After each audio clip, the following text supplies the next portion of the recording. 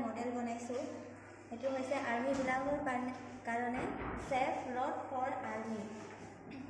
কেতিয়াবা কি হয় আৰ্মিৰ ৰাস্তাবিলাকত উগ্ৰপন্থীয়ে যেতিয়া জোৰ কৰে গাড়ী লৈ কিনে সোমাই যায় ৰাস্তাটোত অনুমতি নোলোৱাকৈ তেতিয়া এই ৰাস্তাটোত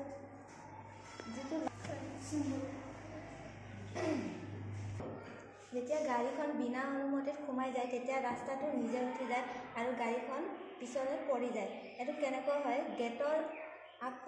ভিতৰত দুটা সেন্সৰ লগোৱা আছে এই সেন্সৰকেইটা যেতিয়া গাড়ী বিনা অনুমতিত সোমাই যায় তেতিয়া সেন্সৰকেইটা অন হৈ যায় অন হোৱাৰ লগে লগে কি হয়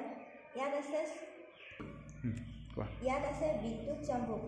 ইলেক্ট্ৰনিক মেগনেট যেটো সেন্সৰটো অন হোৱাৰ লগে লগে মেগনেটিক সিগনেল পায় যি সিগনেল পোৱাৰ লগে লগে